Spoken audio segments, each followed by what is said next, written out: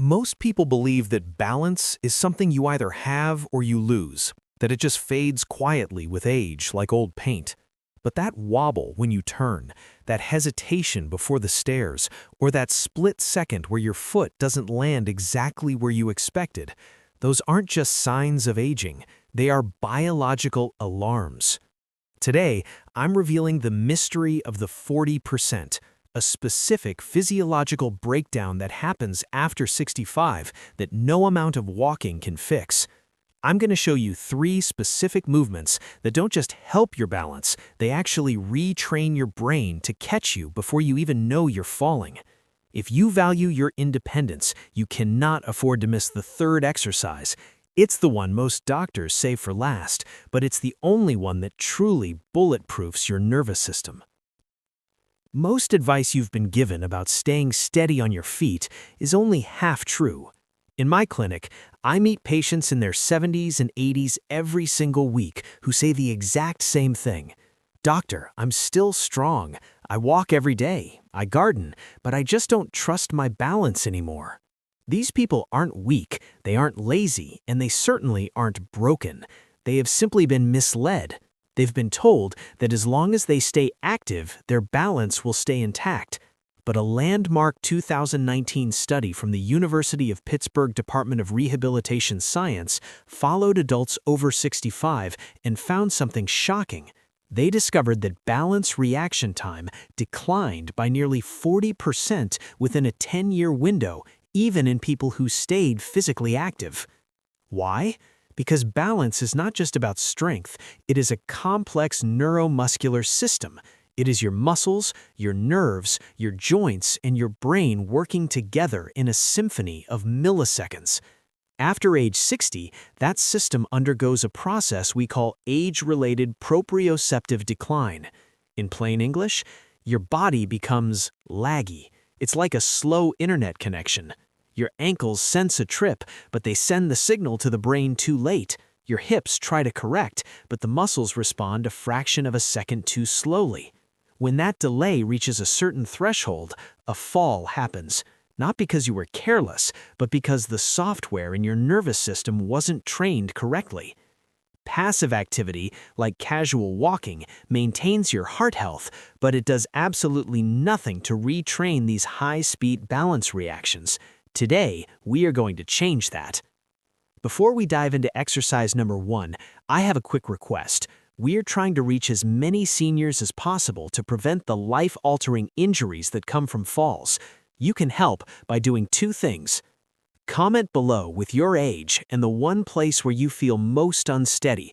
Maybe it's the shower, the stairs, or uneven grass. I read and reply to every single comment. Hit the like button. This tells the algorithm that senior health matters, and it helps us get this video in front of more people who need it. A quick medical note. If you've had a recent joint replacement, suffer from severe vertigo, or have a neurological condition, please perform these movements only with a spotter or medical clearance. Safety is our foundation. Exercise 1. The weight shift, the foundation. Most people believe balance training starts with standing on one leg like a flamingo. That is a mistake. Clinically, we don't start there because that doesn't train the system that fails first. We start with the supported single-leg weight shift. This exercise is often ignored because it doesn't look impressive, but it targets the gluteus medius and the peroneal muscles of the ankle. These are your side-to-side stabilizers. This is where almost every fall begins, with an unexpected sideways shift. How to do it? Step by step. Stand beside a chair or kitchen counter. Place one hand lightly on the surface. Do not grip it, just let your fingers rest there for feedback. Keep your feet hip-width apart. Slowly shift your weight onto your right leg. Do not lean your torso, move your hips. Allow your left foot to become lighter and lighter until only your big toe is touching the floor. The hold. Maintain this for 3 seconds. You should feel the side of your hip and your ankle working. It should feel like effort, not pain. Slowly return to the center and switch sides. The science of why it works. A 2020 study from McMaster University showed that older adults who practiced controlled weight shifting improved their balance reaction speed by 34% in just 8 weeks, even without lifting a single weight. This exercise restores what we call load acceptance. It teaches your brain to trust one leg at a time. This is what you need when you're turning while walking or recovering your balance after being bumped in a crowd. Repetitions. Do 5 repetitions per side. Complete 2 rounds. As you get better, try to use only one finger on the counter. Then eventually, no hands at all, but always keep the counter within reach. Before we move to exercise 2, I want to talk about your feet. Your feet are covered in thousands of tiny sensory receptors. They are the GPS for your body. As we age, the signal from these receptors to the brain gets fuzzy. This is why many seniors feel like they're walking on pillows or feel disconnected from the ground. Our next exercise is designed specifically to sharpen that signal. Exercise 2, the heel-to-toe walk, the navigator. This exercise is chronically underestimated. People think, I know how to walk, but this isn't walking. This is a dynamic balance challenge. We are targeting the tibialis anterior, the muscle on the front of your shin, and the intrinsic stabilizers of the foot. According to a 2018 study from the University of Sydney, this specific movement reduced fall risk indicators by up to 29% in adults over 70. How to do it properly. Stand near a long counter or a wall. Place your right foot directly in front of your left foot, so your right heel is touching your left toes. Keep your eyes forward. Do not look at your feet. If you look down, you are using your eyes for balance instead of your inner ear and joints. We want to train the joints. Hold this tandem position for 2 seconds. Now, take a slow step forward with the back foot, placing that heel directly in front of the toes. Imagine you are walking on an invisible tightrope. The clinical benefit. This movement improves directional control. It's the exercise that prevents you from staggering when you have to turn a corner in a tight hallway or step around a pet in the kitchen. Repetitions.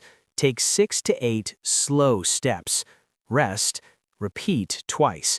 If it feels easy, you aren't doing it slowly enough. Slow movement requires more brain-to-muscle communication than fast movement. Did you know that a huge percentage of falls don't happen while walking? They happen during transitions, getting out of a car, rising from a sofa, or standing up from the toilet.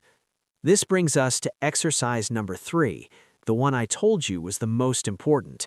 Most people see this exercise as a leg exercise. I see it as a mass management exercise. Exercise 3, the controlled descent, the lifesaver. A 2021 study from the Karolinska Institute in Sweden showed that training the slow descent phase of sitting improved postural stability by 35%. The standing up part is about power, but the sitting down part is eccentric control. This is your ability to decelerate your weight. If you cannot decelerate, you are at the mercy of gravity. How to do it safely. Use a firm chair, no wheels. Place your feet slightly behind your knees. Lean forward so your nose is over your toes. Stand up smoothly. The mystery component. This is where 90% of people fail. When you go to sit back down, do not just drop. Count to 4. 1, 2, 3, 4, until your seat touches the chair. You should feel your thighs and deep abdominal stabilizers working overtime to keep you from falling back. Why orthopedic surgeons emphasize this? This exercise trains your center of mass. It teaches your body how to stay balanced while your weight is moving forward and downward. This skill alone prevents the plop and the subsequent rebound that often leads to a fall in the bathroom or bedroom. Repetitions. Do 6 repetitions. Complete 2 sets. This is the gold standard for maintaining independence. Exercise 4. The hip clock, multi-directional stability. Daily life doesn't happen in a straight line. You reach for a glass in the cupboard, you turn to answer the door, you step sideways to avoid a puddle.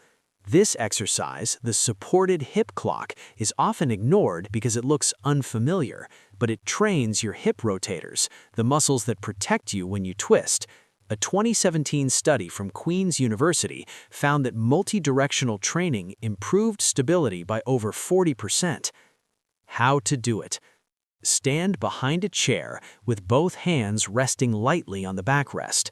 Imagine a large clock face on the floor. You are standing in the center.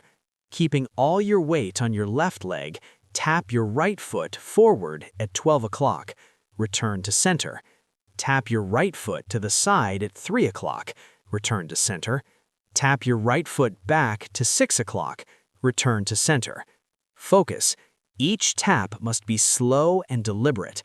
Do not let your body tilt toward the tap. This restores directional control. It ensures that if you have to reach for something, your hips stay under you like a solid anchor. Exercise 5. The sensory reset. Head turns. We have trained the ankles, the hips, and the legs. Now we have to train the control center, the vestibular system, your inner ear. Many falls happen because a senior turns their head to look at something and their body follows. Their brain gets confused by the movement. This 2020 study from the University of Otago showed that gentle head turn training improved stability during real-world movement by 31%. How to do it. Stand near a counter with your feet hip-width apart. Fix your eyes on a single point straight ahead, like a picture on the wall. Slowly turn your head to the right while keeping your eyes locked on that point.